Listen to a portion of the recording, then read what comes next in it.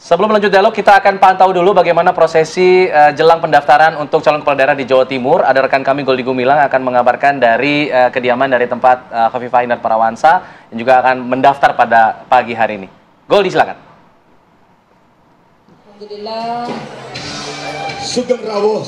Selamat pagi pemirsa, hari ini dipastikan pasangan calon Khofifah Indar Parawansa dan juga Emil Estianto Dardak akan mendaftar ke Komisi Pemilihan Umum Daerah Jawa Timur pada pagi hari ini.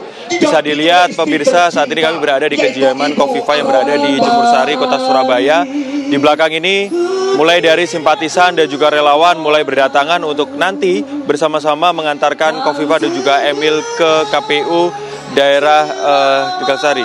Kemudian tadi juga sudah kami pantau bahwa ada beberapa partai politik pengusung Khofifah Emil yang juga sudah hadir, yang nanti akan sama-sama bersama Khofifah dan juga Emil mengendarai motor listrik yang sudah terparkir di depan kediaman Khofifah, dan nantinya akan bertemu di titik 0 yaitu di Kendang Sari, dan mereka dari Kendang Sari akan ada ribuan relawan yang ikut mengantarkan.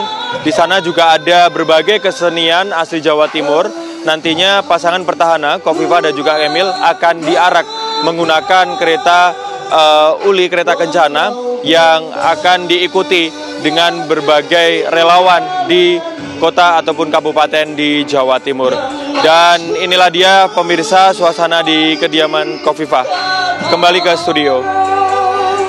Baik, terima kasih Goldi Gumilang atas laporannya langsung. Nanti kita juga akan pantau bagaimana proses pendaftaran calon kepala daerah pada pagi hari ini. Saya mau ke Pak Sarmuji. Pak Sarmuji, kalau melihat selain juga di wilayah Banten, nampaknya di Lampung ini juga DPP Partai Golkar secara mendadak merubah rekomendasi calon gubernur Lampung sehari jelang pendaftaran ke KPU.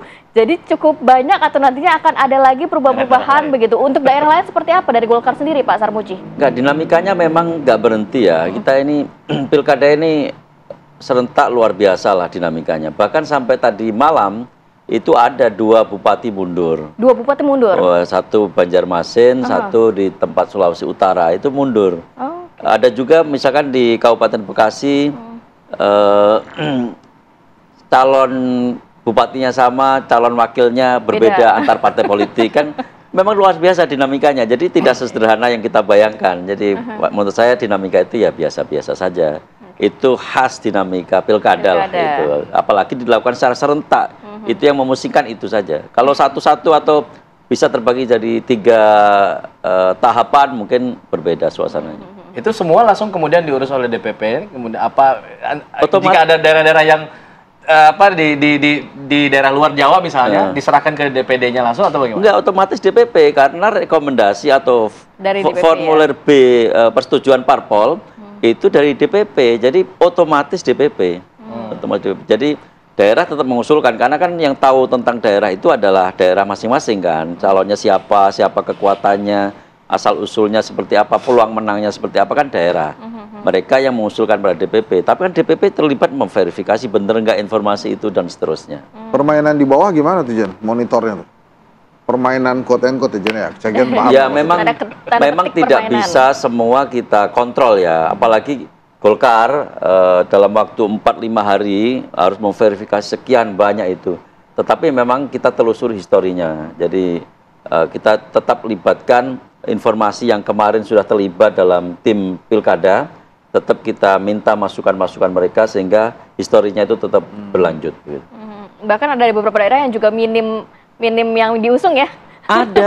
Ada daerah yang cari calon itu sulit. Nah, saya tunjukkan daerah mana calon sulit.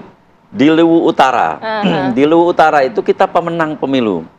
Tapi kemudian calon kita mundur juga. Tapi alhamdulillah dapatnya lebih bagus lagi, yaitu calon anggota DPR RI Fauzi, istrinya itu adalah kepala daerah sebelumnya, dan kemudian kita minta dia untuk maju, ternyata mau gitu. Kalau dia nggak mau, kesulitan juga.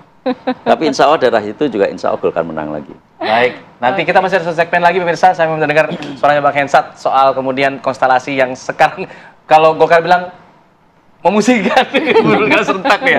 Usai jeda, kami kembali saat lagi.